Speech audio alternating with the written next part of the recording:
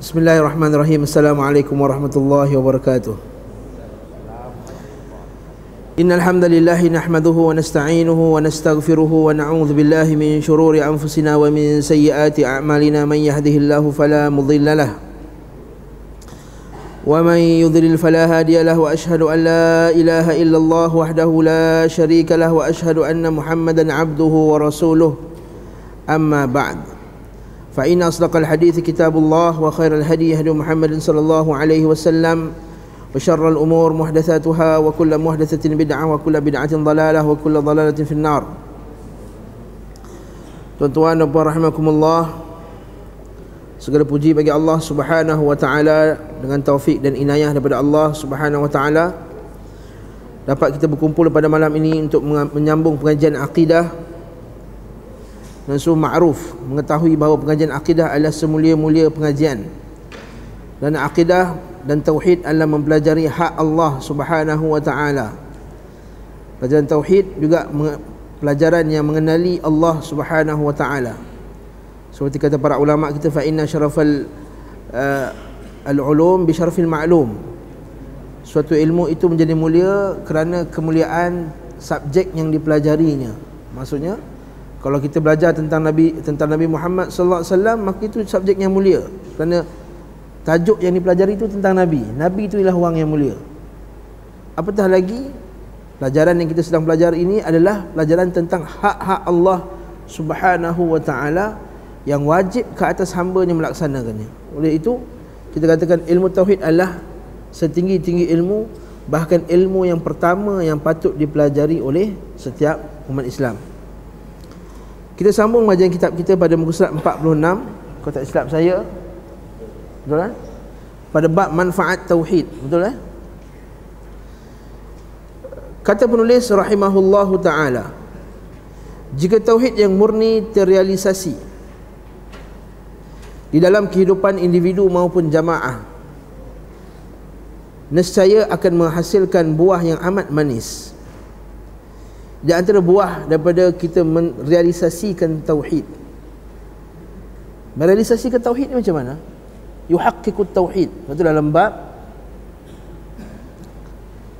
kitab tauhid Al-Syekh Muhammad bin Abdul Wahhab ada satu bab, man haqqaqat tauhid yadkhulul jannah bighairi hisab. Ada satu bab dalam kitab tauhid, ada bab tajuk dia, sesiapa yang merealisasikan tauhid maka dia akan masuk syurga tanpa hisab. Bagaimanakah tauhid itu boleh terrealisasi? Jawapannya dengan kita menafikan tiga perkara, dengan kita menolak tiga perkara, iaitu menolak syirik, menolak bid'ah, menolak maksiat. Tauhid boleh disempurnakan, boleh diterrealisasi, boleh ditahqiqkan dengan tiga benda, iaitu dengan menafikan syirik. Cukup kuat. Pertama, dengan menafikan syirik. Kenapa syirik? Kenapa? Kerana syirik dia menafikan aslut tauhid. Menafikan, ada test pula keluar. Oh, tak clear. Saya tak aktif ni.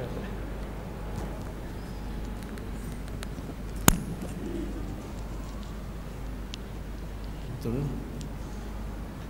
Boleh kot anak tak boleh. Yang ni kamera ni.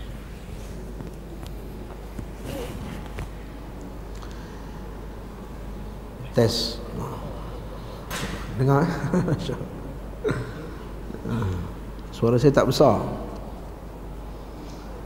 Jadi saya sebut tadi, dalam kata penulis ni, siapa yang merealisasikan tauhid maka dia akan dapat buah yang manis.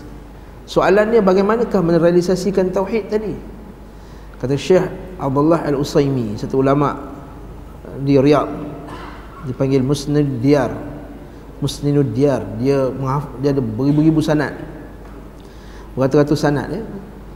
Dia kata tauhid itu boleh ditahqiqkan, boleh direalisasikan dengan kita menolak tiga benda, iaitu syirik, yang kedua bid'ah, yang ketiga maksiat.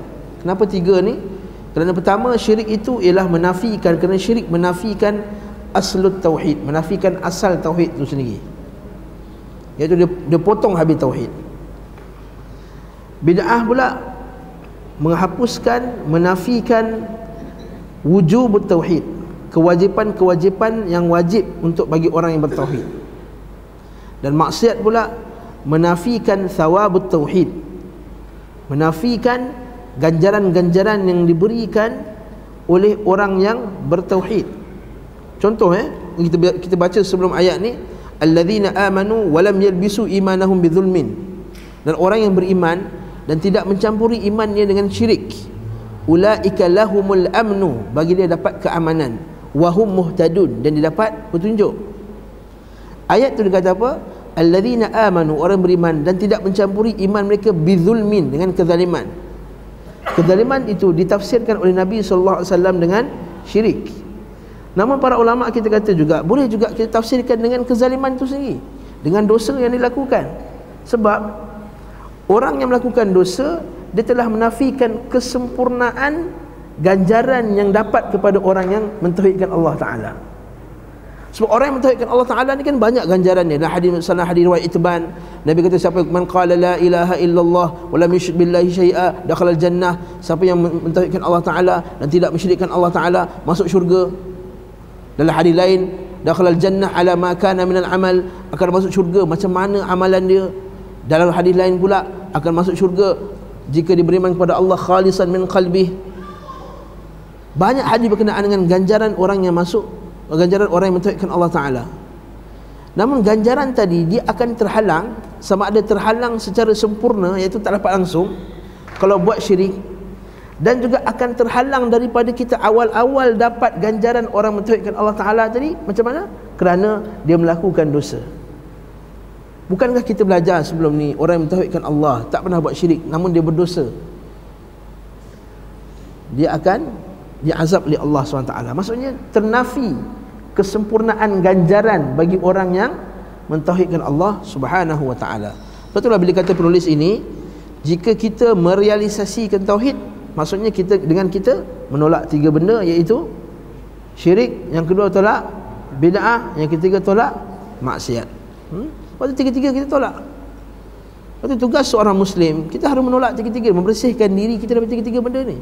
Inilah daripada jis ataupun isi daripada perjuangan Nabi SAW yang Allah Ta'ala sebut dalam Al-Quran, wa yuzakkihim. Biasa kita dengar kan, wa yuzakkihim wa yu'allimuhumul kitab wal hikmah. Wa yuzakkihim, iaitu tujuan Nabi diutuskan kepada manusia adalah untuk menyucikan manusia. Sucikan daripada apa? Badan kotor. Yes, itu salah satunya waktu kita belajar bersuci, taharah, mandi wajib, apa semua. Tapi bukan itu semata-mata. Menyucikan diri itu adalah maksudnya dengan menyucikan daripada syirik, menyucikan daripada bid'ah, menyucikan daripada maksiat. Kalau kita faham ni, maka kita akan lihat tugas kita ialah Muslim menentang bid'ah, menentang syirik, menentang bid'ah dan menentang maksiat. Lepas tu saya juga tak setuju kepada statement sebagai manusia. Dia kata alhamdulillah lah dia tak buat dalam majlis bid'ah tersebut, dengan dia tukar dengan majlis konsert. Kita kata dua-dua kita tak redha. Dua-dua kita tak redha. Betul lah dia kata konsert yang apa tu, yang tu, yang gendang-gendang tu bid'ah. Konsert nyanyi-nyanyi ni maksiat. Bagus lagi buat konsep maksiat daripada buat konsep bid'ah. Ya, dari segi konsep ni macam tu. Namun kita tak boleh redha juga di atas konsep maksiat. Dia sama macam daripada kau merompak, baik kau mencuri je. Mana boleh macam tu? Nasib baiklah dia tak merompak, dia mencuri je. Mana boleh? Nasib baiklah dia tak berzina, dia raba-raba je. Mana boleh? Dua-dua haram. Dua-dua haram. Jadi bila kita keluarkan statement, nak pula keluar dalam Facebook, hati-hati. Nak pula kalau kita pakai cop sunnah, belakang tu ada al-al, banyak-banyak al, tu depan tu ada abu. Itu bahaya. Bila keluar statement mesti hati-hati supaya orang tak memberi fitnah terhadap Ahlussunnah wal Jamaah. So faham-fahamlah, tak faham sudah, maksud saya. Okey. Nombor satu, apa dia buah dia? Buah tauhid. Pertama, memerdekakan manusia dari perbudakan. Perbudakan ni bukan jadi budak-budak, perhambaan. Memerdekakan manusia daripada penghambaan dan tunduk kepada selain Allah, baik kepada benda ataupun makhluk selainnya.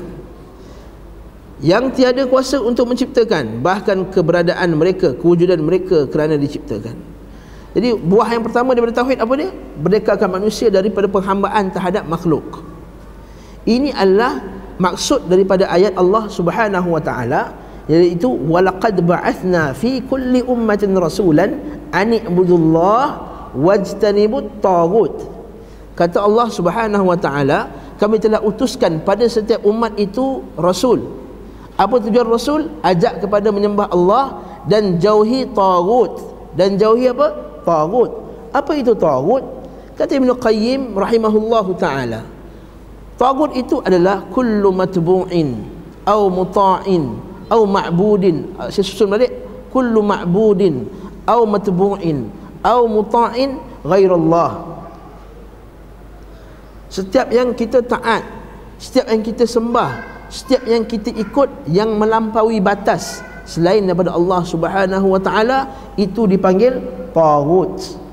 Sama ada yang disembah seperti berhala-berhala, tuan-tuan guru, tok syekh, wali-wali, kuburan-kuburan, ataupun matbu' yang diikuti seperti pemimpin-pemimpin, artis-artis, pemain bola, ataupun muta' yang ditaati seperti pemimpin, yang ditaati dalam bab melampaui batas daripada syariat Allah Subhanahu wa taala, maka itu semua dipanggil taghut.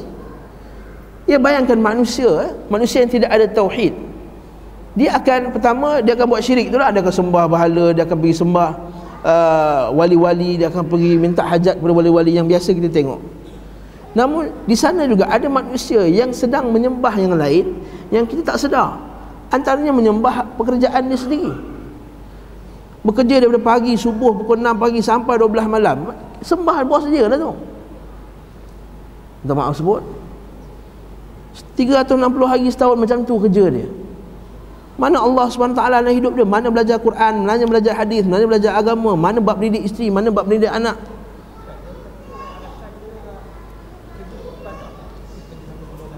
Kerja tu ibadah. Itu tak mengaji, tak tahu tauhid ibadah apa dia. Alasan dia kerja itu ibadah, syekh. Memang kerja ibadah. Solat pun ibadah, zakat pun ibadah, berdidik anak pun ibadah, mengaji itu ibadah. Bahkan ibadah paling sunat, ibadah sunat yang paling afdal adalah ngaji, menuntut ilmu. Jadi kalau dia pergi kata tujuan ibadah syekh, tauhid dia jahil, sunnah dia jahil, ibadah dia jahil, anak dia jahil, isteri dia jahil, adik-beradik dia jahil, maka itu bukan ibadah dah. Ta'isa abdul dinar, ta'isa abdul dirham, ta'isa abdul makhilah, ta'isa abdul khamisah. Celaka hamba dinar, celaka hamba dirham, celaka hamba pakaian, celaka hamba fashion. Sampai Nabi kata idza syika falan tukish, ta'isa wan takas, idza syika falan tukish. Celaka dan terbaliklah kehidupan dia. Nabi doakan idza syika falan tukish. Kalau terpijak duri, Nabi kata tak usah doakan duri itu tercabut daripada dia. Punya keras doa Nabi SAW. Hadis tersebut. Itu juga yang diikuti seperti pemerintah yang menghalalkan yang haram. Hadza halalun wa hadza haram. Kata ini halal, ini haram. Allahu adzina lakum. Adakah Allah Ta'ala yang izinkan kamu nak kata itu halal, ini haram? Am 'alallahi taftarun? Atau ke atas Allah kamu nak reka-reka hukum Allah Ta'ala ni? Itu juga dengan ketaatan kepada pimpin dan membuta tuli dalam perkara yang bermaksiat kepada Allah. Ini termasuk juga taghut, mempertahankan dia dalam perkara maksiat. Ya. Itu juga dengan yang diikuti seperti pemimpin grup-grup dia, ahli kumpulan dia. Ini semua termasuk dalam taghut. Sebab itulah bila kita tauhidkan Allah, kita akan terbebas daripada semua ni. Kita tidak akan ada manusia yang kita agung-agungkan sampai melanggar hak Allah Subhanahu Wa Taala. Macam mana kita suka pun si fulan, katakanlah satu ustaz syekh, macam mana kita suka pun, namun atas dasar tauhid kita tidak akan mengagungkan dia lebih daripada Allah Subhanahu Wa Taala. Kita tak akan ikuti dia lebih daripada Allah Subhanahu Wa Taala. Kita akan taat kepada dia sebagaimana kita taat kepada Allah Subhanahu Wa Taala. Apatah lagi kalau kita lihat dia telah menyimpang. Dunia sekarang ni hadapi masalah iaitu ta'assub kepada orang, guru kita. Ta'assub kepada orang yang kita suka. Sampai kalau dia tersilap, dia pertahankan, bermati-matian nak pertahankan. Walaupun dia tersilap.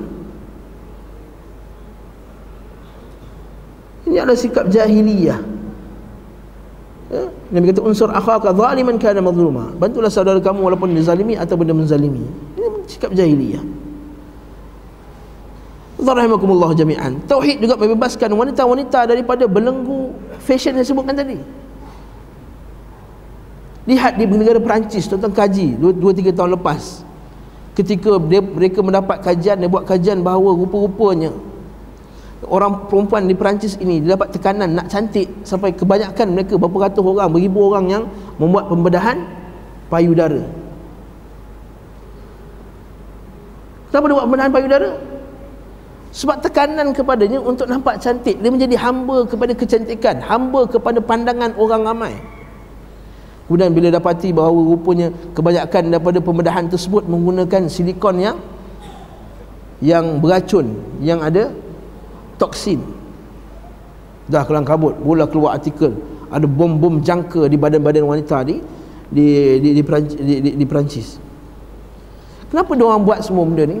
Kenapa mereka menghabiskan jutaan ringgit, mereka orang kafir ni, untuk mengubah bibir mereka, mengubah hidung mereka, mengubah mata mereka, mengubah semua benda?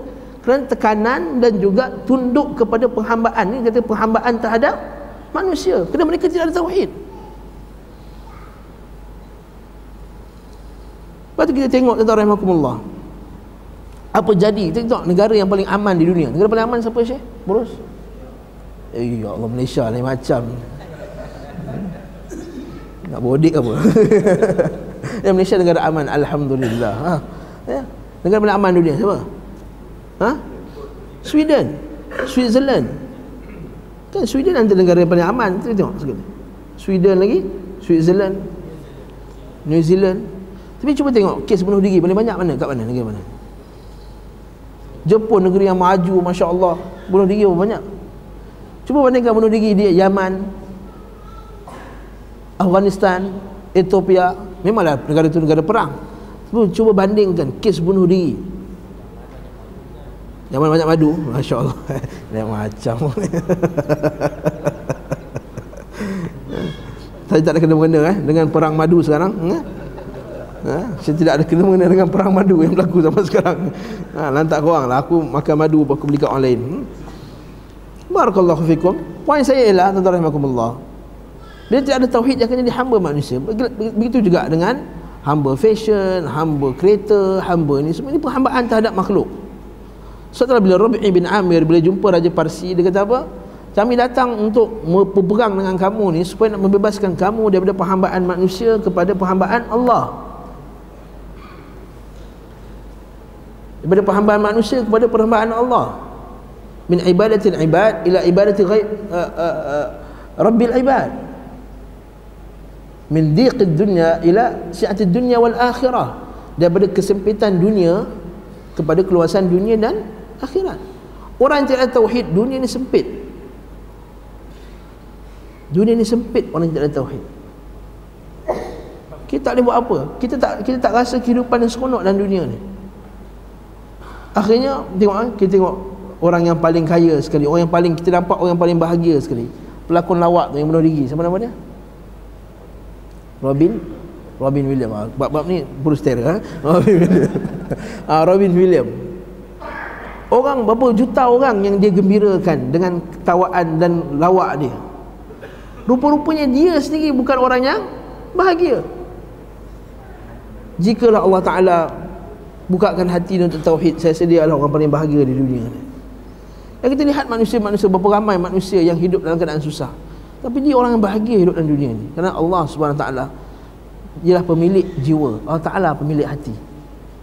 Ada satu hadis dhaif, bahkan hampir-hampir palsu, dan disebarkan oleh dia kata apa, dunia ini, hati manusia ini, dunia dan segala isi dia pun tak cukup. Kerana begitu luasnya hati manusia ini. Sesungguhnya hati manusia ini cukup untuk Allah Subhanahu Wa Ta'ala. Kata hadis itu kata apa? Ma wasi'ani dunya wal akhirah. Dunia dan akhirat tak cukup untuk aku, namun hati mukmin itu cukup untuk aku. Kata hadis itu hadis dhaif, yang sangat dhaif, hampir palsu. Tapi poin saya adalah, tapi maknanya benar. Maknanya benar. Itu orang yang ada tauhid kepada Allah Subhanahu Wa Ta'ala, dia akan rasa dunia ni luas. Tak dengar ke? Saya pegang lah. Pegang dua-dua. Ustaz nak pegang ini ke pegang ini? Yang tu ni kamera punya. Kena beli mic mantap sikit begini. Barakallahu fikum. Dia sambung penulis kata apa? Tauhid memerdekakan manusia dari segala penghambaan dan penghambaan kecuali kepada Rabb yang menciptakannya dalam bentuk yang sempurna. Memerdekakan akal dari khurafat. Malangnya ada orang yang ada khurafat lagi tu, mana belum tauhid dia belum sempurna lah tu. Percaya pada khurafat lagi, percaya pada nombor 13, percaya kepada ni, percaya kepada apa ni, khurafat yang dibawa oleh ustaz-ustaz ni. Khurafat orang awam tak kira, khurafat yang ustaz-ustaz bawa. Apa dia? Bawa khurafat tanya ni Abu Zahra. Betul? Seperti percaya kepada Nabi Adam turun gunung Jerai, kayu Tariq bin Ziyad daripada Kedah. Ini cerita khurafat, cerita dusta. Orang mentauhidkan Allah Subhanahu Wa Taala tak akan bawa cerita khurafat. Sebab apa? Dia tahu punca kebahagiaan dia adalah Quran dan Sunnah Nabi sallallahu alaihi wasallam, bukannya kisah-kisah macam tu. Bahkan orang yang mentauhidkan Allah Subhanahu Wa Taala tak selera nak dengar kisah macam tu. Sebab dia tahu punca kebahagiaan bukannya kisah khurafat. Punca kebahagiaan adalah Quran dan Sunnah Nabi sallallahu alaihi wasallam. Dan hati yang tunduk, menyerah dan menghinakan diri kepada selain Allah. Memerdekakan hidup dari kekuasaan para Fir'aun, pendeta dan dukun. Faham ya? Kau tidak jadi hamba dukun. Dukun kata engkau ni, yang buat kau ni orang dekat ni, kata.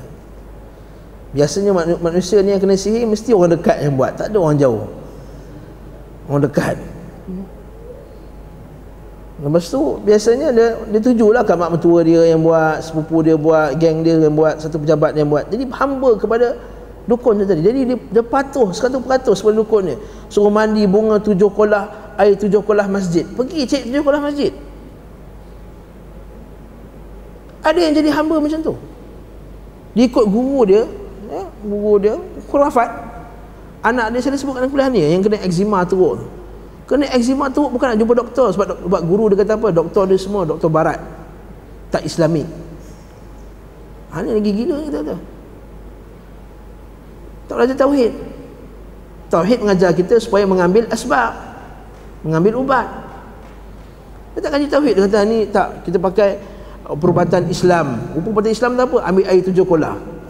Islam apa benda tu? Dia patuhlah pada guru dia tu. Ambil air 7 kolah, tak 7 kolah, 7 masjid, 7 masjid, macam-macam. Lepas kolah tu pula biar kolah yang terbuka sebab boleh dengar azan. Kalau kolah tu, ini bukan cerita, bukan reka-reka ni. Boleh jumpa imam di sebuah masjid. Aku nak tahu lepas kuliah. Dia kata memang kolah ni kami sengaja buka sebab apabila azan dia dengar air tu kena. La haula wala quwwata illa billah. Kalau kolah tu tutup tak boleh. Ini kita menjadi hamba kepada dukun dan pendeta dan guru dia. Macam Hindu, kalau menikah pukul 3 dah ada menikah 3 pagi. Kalau 12 malam nikah, 12 malam menikah. Pukul 3. Jadi hamba terhadap pendeta dia sendiri. Islam tidak. Bagaimana hebat guru tersebut, dia kena bercakap di atas dasar Quran dan Sunnah Nabi SAW. Kita lihat orang yang menjadi hamba pendeta ni macam mana. Tok guru dia cerita punya khurafat apa pun, masih lagi tunduk. Masya Allah, ya Allah, hebat ni guruku. Ini jadi apa? Hamba pendeta. Dan kalau orang yang kurang ilmunya pun akan tahu apa cerita mengarut ni. Barakallahu fikum. Sebab apa? Tidak ada padanya tauhid. Kerana itu para pembesar kaum musyrikin dan tagut jahiliah menentang keras dakwah para nabi, khususnya dakwah Rasulullah sallallahu alaihi wasallam. Sebab mereka mengetahui makna la ilaha illallah. Orang jahiliah faham makna la ilaha illallah sebagai suatu deklarasi umum bagi kemerdekaan manusia, penggulingan para penguasa yang zalim dan angkuh dari singgah sana dustanya, dan meninggikan darjat orang yang beriman yang tidak bersujud kecuali kepada Rabb semesta alam. Itu yang pertama. Orang yang mentauhidkan Allah, jiwanya bebas, dia tak akan takutlah. Masuk hutan malam-malam pun tak takut jin, tak takut hantu lagi dah. Masuk hutan tak ada nak minta izin, tok cucu nak tumpang kencing, tak ada dah. Bebas. Ini bumi Allah. Jumpa pembesar paling besar sekalipun, nak takut apa? Ini hamba Allah. Dia makan dan minum, buang air besar macam kita juga, nak takut apa? Yu'izzu man yasha' wa yudhillu man yasha'. Setelah para pendakwah Islam, dia berani di hadapan pemerintah dengan cara yang betul menasihatinya. Kalau bab ni masalah, bab ni di isu, dia di hadapan pemerintah yang zalim sekalipun, dia berani mengatakan kebenaran. Betul dia kata apa? Afdalul jihad kalimatul haqqi amama sultanil jair. Sebaik-baik jihad adalah kata-kata yang benar di hadapan pemerintah yang zalim. Maksudnya dia jumpa depan-depan tak? Dia jumpa depan-depan. Seperti yang ditunjukkan oleh Syekh Muhammad bin Salih Al-Uthaymin. Mungkin pernah tengok video tu. Di hadapan Raja King Fahd tu, dia tengah ceramah kat sini. Ucapan kepada Raja. Saya menasihati Raja untuk bertakwa kepada Allah, berpegang pada Quran dan Sunnah, jangan melakukan maksiat, jangan meninggalkan syirik, jangan buat syirik, tinggalkanlah syirik. Depan-depan Raja tu dia nasihat. Dia tak bagi ucapan bodek, Raja lah pemimpin kami, tak. Dia bagi ucapan nasihat. Tinggalkan maksiat, tinggalkan perbuatan. Dan kita lihat bagaimana bila perjumpaan antara ulama dengan raja tu, duduk dan setiap para ulama tu bagi nasihat. Jadi tak sesuai. Sekarang pemuda-pemuda terlibat dengan pemikiran-pemikiran yang menyesatkan. Kita pernah tengok sini benda tersebut. Ini baru nasihat. Seterusnya, yang kedua, at-tauhid membentuk kepribadian yang kukuh. Tauhid membantu dalam pembentukan kepribadian yang kukuh, yang pandangan dan arah hidupnya jelas. Nampak tak? Dia bukan satu manusia yang tak tahu arah hidupnya. Kita lihat orang kufar ataupun orang Islam yang tidak mentauhidkan Allah. Nampak kehidupan dia ada sebahagiannya tidak ada tujuan hidup dia. Ada sebahagiannya menghambakan dirinya kepada satu sukan sampai sukan dia kerja di hidup dia. Ada sebahagiannya menghambakan diri kepada muzik hidupnya. Turun mengambil kehidupan ni. Dia tak tahu tujuan hidup dia apa dalam dunia ni. Akhirnya sampai dia mengabaikan hak-hak yang patut dia sempurnakan. Ia tidak mempunyai kecuali Rabb yang esa tempat dia mengadu, baik di kala sendirian maupun di kala di tengah keramaian. Kepadanya ia memohon di waktu lapang dan sepi. Berbeza dengan orang musyrik yang hatinya terbahagi-bahagi untuk Tuhan dan sembahan-sembahan yang banyak. Suatu saat ia menghadap dan menyembah kepada orang hidup, dan pada saat yang lain dia menghadap kepada orang mati. Sehubungan dengan ini Nabi Yusuf alaihi salam berkata, ya sahibai sijni.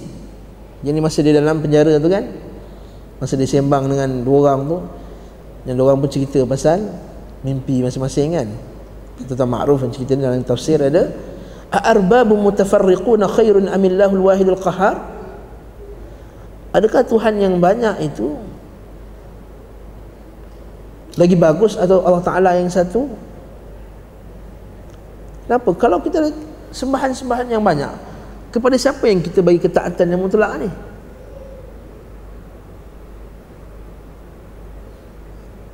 Betul dalam surah Az-Zumar Allah Ta'ala sebut apa ayat dia?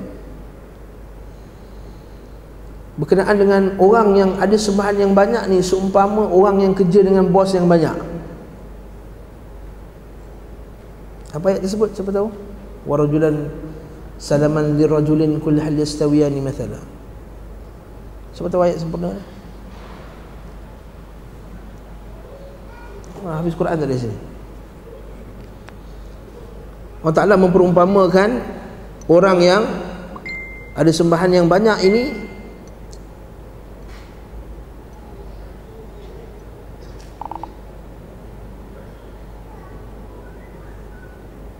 mutasyakisun.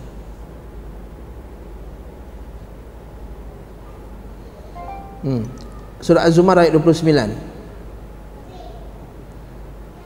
Allah Ta'ala kata daraballahu mathalan rajulan fihi syuraka.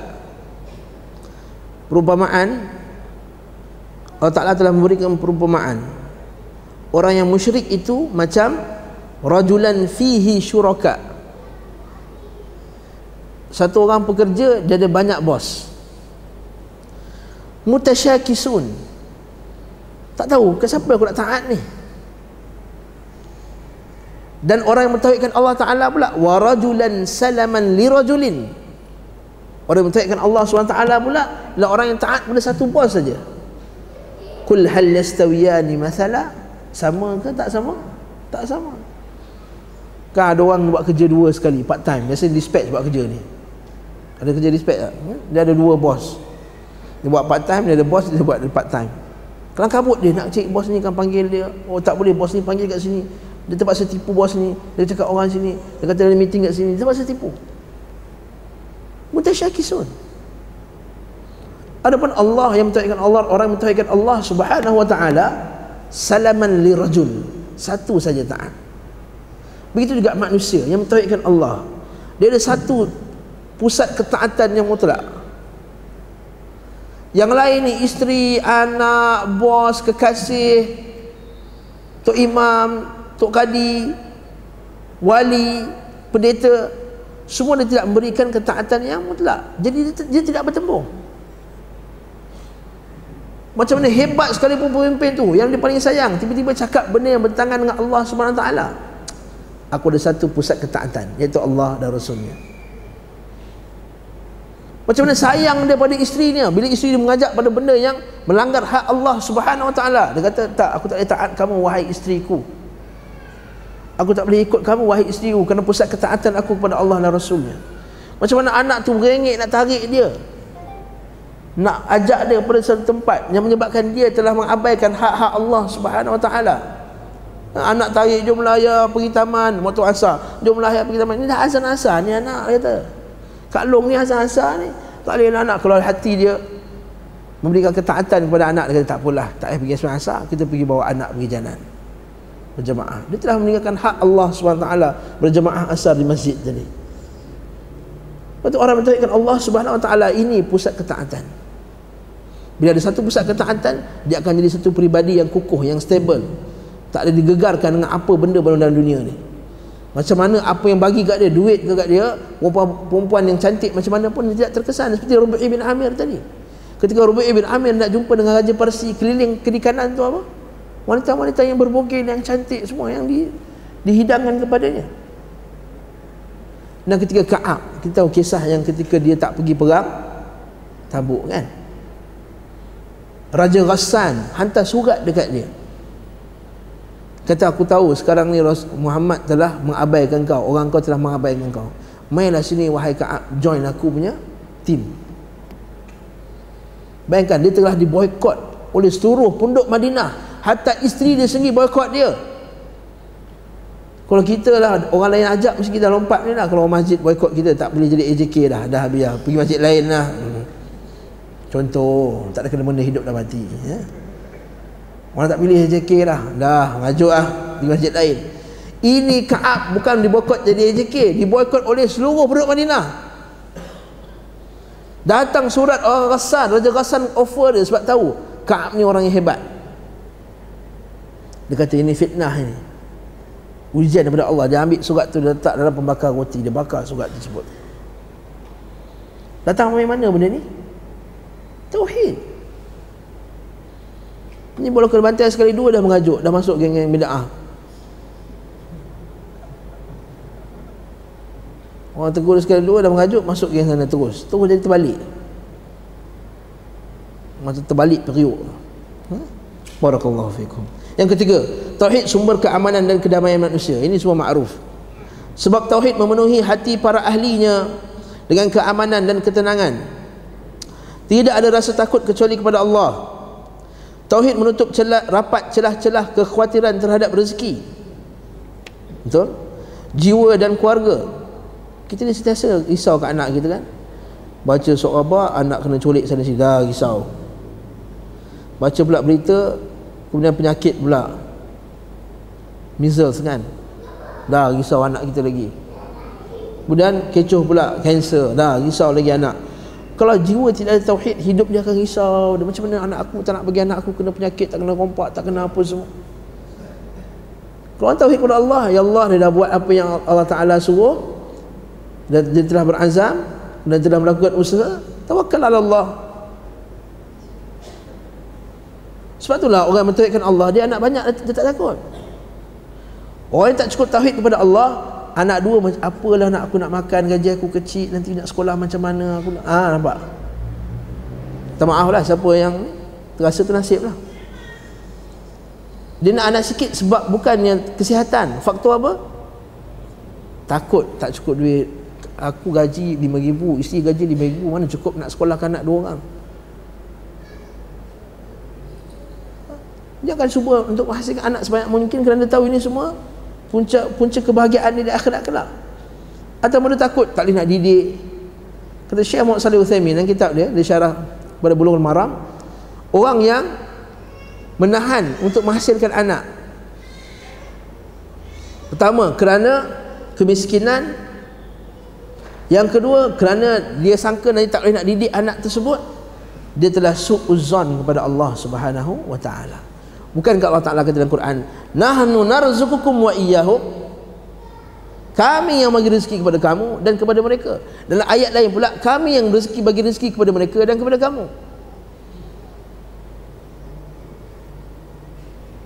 Itulah hadis Nabi SAW, antara dosa paling besar antaqtula waladaka makhafata ayyata'ama ma'ak.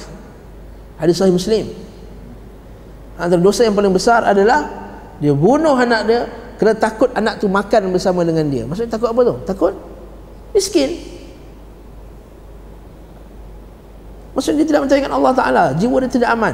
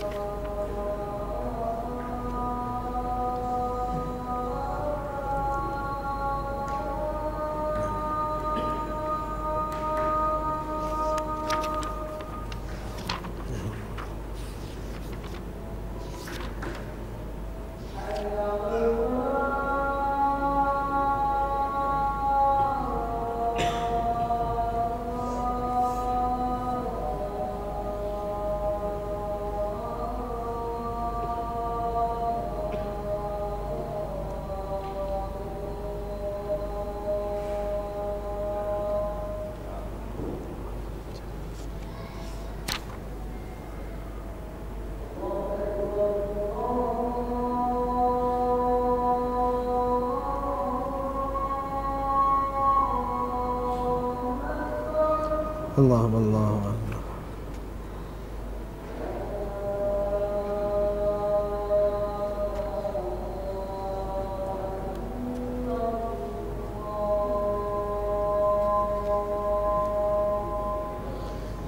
La ilaha illallah. Allahumma rabb hadhihi al-salat.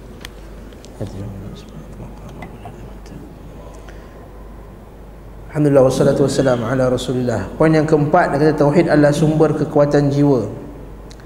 Tauhid memberi kekuatan jiwa yang luar biasa, kerana jiwanya penuh rasa harap kepada Allah, percaya dan tawakal kepadanya, redha atas qadarnya, ketentuannya, dan sabar atas musibahnya. Ini semua kesan daripada tauhid. Tawakal, harap tadi, harap, ar-raja, percaya, iman, tawakal, redha, sabar. Ini semua adalah tuntutan tauhid tadi. Ini semua ibadah. Ini dipanggil ibadah qalbiyah. Ini dipanggil ibadah hati yang kita bincang banyak kali. Ibadah hati hendaklah hanya kepada Allah Subhanahu wa taala. Apa itu ibadah hati? Takut, harap, redha, sabar, tawakal, raja, pengharapan, raghbah, rahbah. Ini semua adalah ibadah qalbiyah, ibadah hati. Maka orang yang semua sifat-sifat tadi, tawakal, takut, harap, redha, sabar, hanya untuk Allah Subhanahu wa taala, maka dia akan bagi satu kekuatan jiwa yang lain daripada orang lain. Kita lihat bagaimana orang yang baru masuk Islam, dia ada kekuatan akidah ini, dia mampu menggerakkan dakwah ke seluruh dunia.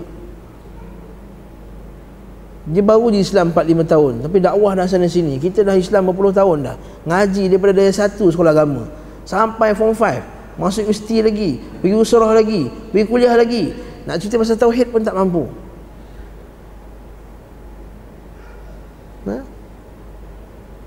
Orang ada tauhid, jiwanya kuat.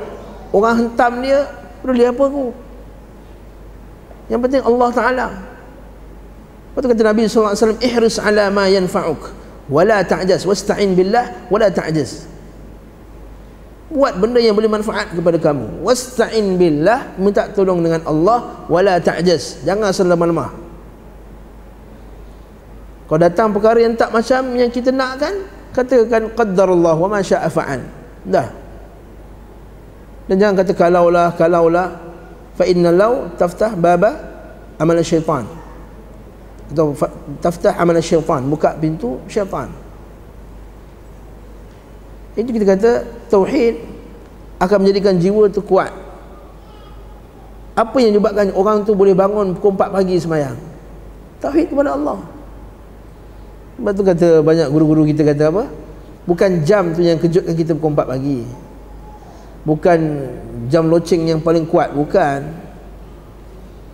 Akidah kita, tauhid kita kepada Allah. Apa yang menyebabkan satu orang tua yang lemah-lemah badannya, yang sakit-sakit badannya, mampu untuk istiqamah solat subuh berjamaah saf pertama tiap-tiap pagi? Yang lain tidak, bukan imannya. Sedangkan ada orang kan, orang tabligh selalu kata orang yang badan lagi kuat, lagi tough, angkat besi apa semua, badan sado orang kata kan, tough, namun tak mampu untuk datang sembahyang subuh berjamaah setiap hari. Apa yang jadi pembezanya? Tauhid. Apa yang menyebabkan orang boleh berjalan pergi dakwah sampai ke China sana, sampai ke Afrika sana, di celah-celah manusia yang tak kenal Allah Subhanahu Wa Taala? Apa yang beri kekuatan kepada orang tu sampai dikutuk oleh kaum-kaum kampung dia, tuduhlah macam-macam. Sekejap lagi bak akan datang disebut apa tuduhan tersebut. Bak akan datang, sekejap sikit. Dituduh macam-macam, dikutuk, dilekehkan, namun tetap juga meneruskan kerjanya. Apa menyebabkan? Tauhid kepada Allah Subhanahu Wa Taala. Apa yang menyebabkan orang tu boleh baca kitab dari malam sampai pagi macam para imam-imam kita semua? Sudah sedar ada subuh dah baca kitab. Kita sudah sedar subuh ni untuk Champions League ni. Barakallahu fikum. Ya, tazarahmakumullah. Sebab tu kata jiwanya kukuh seperti gunung. Apabila musibah menimpa, ia segera memohon kepada Allah agar dibebaskan daripadanya. Ia tidak meminta kepada orang mati. Syiar dan semboyannya adalah sabda Rasulullah sallallahu alaihi wasallam, "Idza sa'alta fas'alillah wa idza ista'anta fasta'in billah." Yang terakhir sekali, tauhid adalah dasar persaudaraan dan persamaan. Ini ma'ruf. Ya. Allah SWT kata apa dalam Quran surah Al-Baqarah yang kita biasa baca tu? Wa'tasimu billah wa'tasimu bihablillahi jami'an wala tafarraqu. Dan Allah Ta'ala idh kuntum a'da'an fa'allafa baina qulubikum. Dia kaum musuh lu, Allah Ta'ala yang menyatukan hati kamu. Orang yang mentaatkan Allah Subhanahu Wa Ta'ala, dia nampak orang Islam kat sana, dia akan rasa bahagia. Lepas tu Ibn Qayyim dari syair dia, syair mimiyah tu, dia kata sampaikan salamku kepada mana saja ahli sunnah yang berada di mana saja ceruk dunia ini. Dia kata di mana saja bumi ini ada cahaya, kalau ada ahli sunnah kat situ, sampaikan salam sayangku kepada ahli sunnah tersebut. Oh, nampak hebat Ibn Qayyim. Dan kalau dia meninggal, sampaikan berita sedih itu kepadaku walaupun di mana saja dia berada. Lepas tu ahli sunnah, kalau meninggal ahli sunnah yang lain, dia rasa sedih. Dia bukan buat status cukuplah itu kan, cerita Quran lah. Dia akan sedih kematian ahli sunnah. Satu ahli sunnah mati, baginya dia rasa sedih. Sebab ini semua persaudaraan. Al-muslim akhul muslim la yatruku wa la yakhdhuru wa la yuslimuhu. At-taqwa hahuna, at-taqwa hahuna, at-taqwa hahuna. Nabi SAW. Itu hadis Nabi SAW. Banyak begitu dalam masalah ni. Bukan sini makamnya untuk huraikan berkenaan dengan bagaimana tauhid itu sumber persaudaraan. Sebelum kita kenal tauhid, sebelum kita kenal sunnah, sumber persaudaraan kita adalah kerana pekerjaan kita.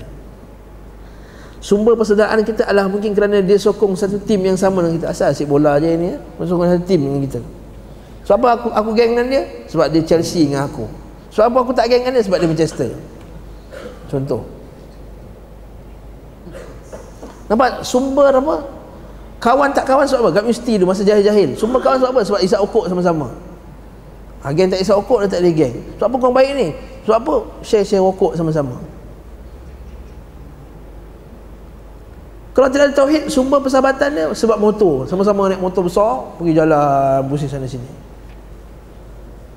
Tak ada motor, tak ada persaudaraan contohnya.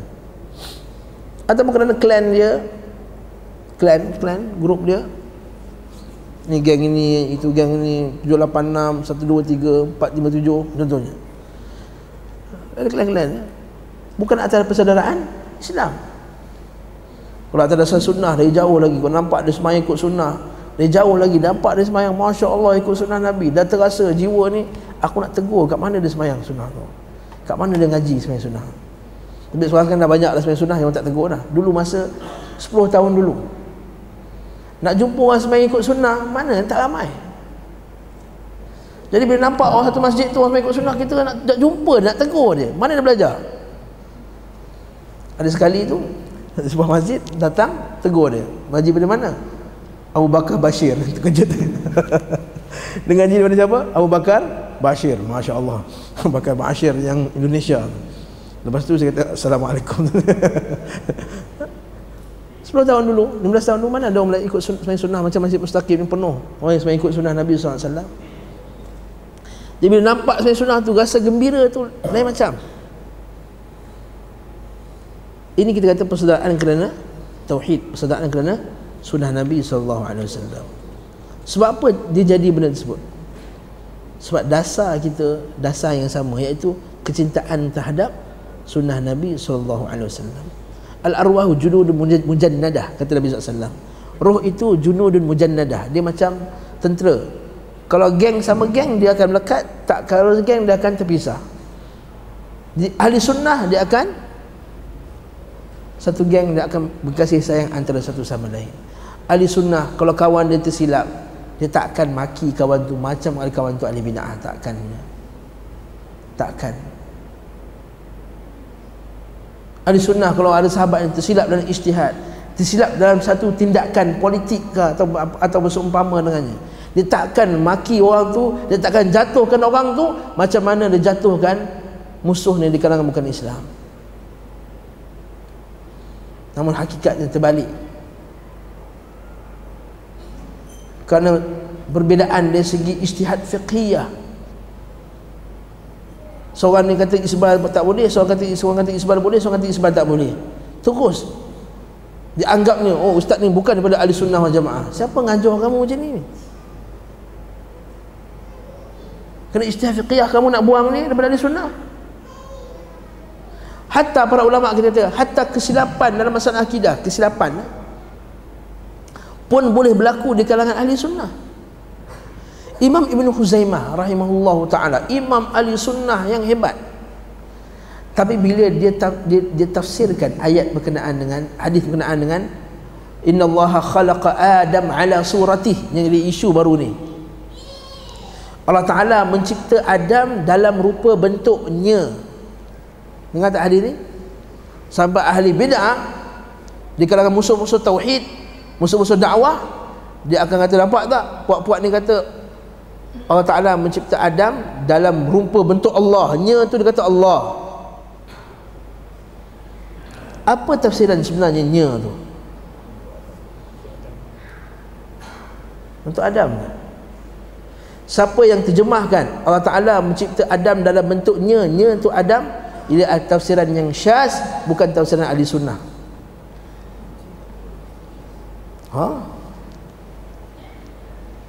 Nya tu Allah. Habis itu ustaz, Adam macam Allah. Dengar, dalam rupa bentuknya, bukan rupa fizikal. Ia adalah rupa, apa dia? Bentuk dalam bahasa Arab. Surah, sad, waw, ra, ta marbutah. Boleh bermaksud surah yang hakiki ataupun surah maknawi. Surah hakiki macam rupa bentuk luaran ni lah. Yang kedua, surah maknawi maksudnya apa? Mendengar. Allah Ta'ala mendengar tak? Nabi Adam mendengar tak? Itu maksudnya ala suratih. Adam mendengar, manusia pun mendengar. Allah Ta'ala melihat tak? Kita melihat tak? Ya, itu maksudnya ala suratih. Allah Ta'ala berkuasa tak? Ada qadar tak? Ada kudrah tak? Kita ada kudrah tak? Ada yang kita boleh angkat barang ni, kudrah ni. Qudrah ini sama macam Allah Ta'ala tak? Sama, tapi hakikatnya tak sama. Dari segi nama fizik, nama dia punya kataan tu sama, tapi hakikatnya tak sama. Ini maksudnya ala suratihi. Siapa yang mentafsirkan suratihinya tu ialah Adam, itu tafsiran yang syadz, bukan tafsiran ahli sunnah. Imam Ibn Khuzaimah ditafsirkannya itu dengan tafsiran tadi. Tak ada siapa yang kata Imam Khuzaimah ni bukan ahli sunnah. Tak keluar dia, tak tikuk di sunnah, pendapat yang syaz, dia adakah dia daripada termasuk ahli bidah. Tak ada siapa, tak ada ulama akidah kata macam tu. Itu Syekh Ibrahim Ar-Ruhaili, dia pernah kata, hatta imam-imam besar kita, Syekh Saleh Utsaimin pun pernah tersilap dalam masalah akidah. Tapi masalah yang kecil lah. Seperti juga dalam masalah fana'un nar, adakah syurga dan neraka ni fana, dia akan binasa juga akhirnya. Ahli sunnah mengisbatkan bahawa syurga dan neraka akan kekal sampai bila-bila. Namun ada satu pendapat yang dinisbahkan kepada Ibn Taymiyah rahimahullah, dinisbahkan kepada Ibn Taymiyah rahimahullah, mengatakan bahawa Ibn Taymiyah mengatakan syurga dan neraka ni akhirnya akan binasa juga. Dan sekiranya benar sekalipun, sekiranya benar dan tersilap, tidak mengeluarkan dia daripada ahli sunnah. Masalah akidah ni je. Rahimakumullah, jangan cepat sangat. Pertama sekali ngaji akidah, ngaji manhaj, dia bukan manhaj kita ni, ngaji manhaj. Jangan cepat nak keluarkan orang daripada manhaj. Dan kerja nak keluarkan tu biar para ulama punya kerja. Bukan kerja kita yang ngaji sikit-sikit kitab-kitab ni, satu dua kitab nak suruh nak buka dalam Facebook. Oh, dia ni bukan atas manhaj. Awak punya pun nak iftitah pun tak betul lagi. Nak keluarkan orang ni bukan ahli sunnah, rujuk alim, rujuk para ulama kita untuk yang kibar. Dan rujuk para ulama kita yang kibar seperti yang kita selah ada zaman sekarang, Syekh Shalih Fauzan Al-Fauzan, Syekh Abdul Aziz Rajihi, Syekh Abdul Rahman Al-Barraq, Syekh Al-Duhaidan, ini semua ulama kita. Dan tidak betul juga sekata orang kata yang mana boleh rujuk ulama Saudi je, dia tempat lain, kita lain. Habis itu Quran dan sunnah lain ke? Quran dan sunnah di Saudi dan Quran sunnah Malaysia lain. Hadis dekat Saudi, hadis dekat Malaysia lain. Hukum fiqah kat sana, hukum fiqah sini lain. Tidak. Sama, cuma cara kita sampaikan dan tak sampaikan dengan cara yang betul persoalan tersebut. Jangan bagi separuh-separuh. Itu rahmatullah, banyak lagi dalam bab persaudaraan ni, ini bukan makamnya. Nak cerita kan, banyak. Bagaimana qillatul adab pula, kurangnya adab. Seorang yang baru level-level nak mengaji ni, kurangnya adab dengan gurunya, dengan level-level para yang talibul ilm, yang mengaji dengan para masyaikh. Dia kritik semua orang itu macam geng-geng adik-beradik dia pergi sama sekolah dengan adik basikal sama-sama. Bukan. Mana adab kamu? Dan itu adalah sumber persaudaraan. Dan kemudian dia kutuk, dia buat dalam grup WhatsApp, mempertikaikan manhaj orang ni, mempertikaikan manhaj orang ni, mengejek orang tu, mengejek orang ni. Kalau grup geng ini, kalau dalam grup ni ngutuk je grup geng ni, kalau grup geng ni ngutuk grup geng ni. Kemudian luar salafi, sunnah. Apa benda? Kita tengok depan mata kita sendiri. Kalau saya boleh tunjuk dalam grup ni lah, satu grup sini, satu grup sini, ini ngutuk geng ni, ini ngutuk geng ni. Dua-dua ahli sunnah.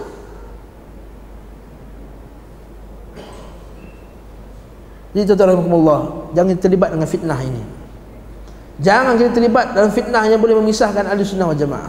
Jangan kita terlibat dalam fitnah yang boleh meretakkan saf-saf ahli sunnah wal jamaah. Sebab ahli bid'ah, syaitan sentiasa nak merosakkan persaudaraan yang mulia ini, kerana dia tahu inilah kekuatan antara ahli sunnah wal jamaah. Cukuplah sekadar ini. Wallahu ta'ala alam bisawab. Bebil pula ni, kau ajar lah bebil. Barakallahu fikum wa jazakumullahu khairan.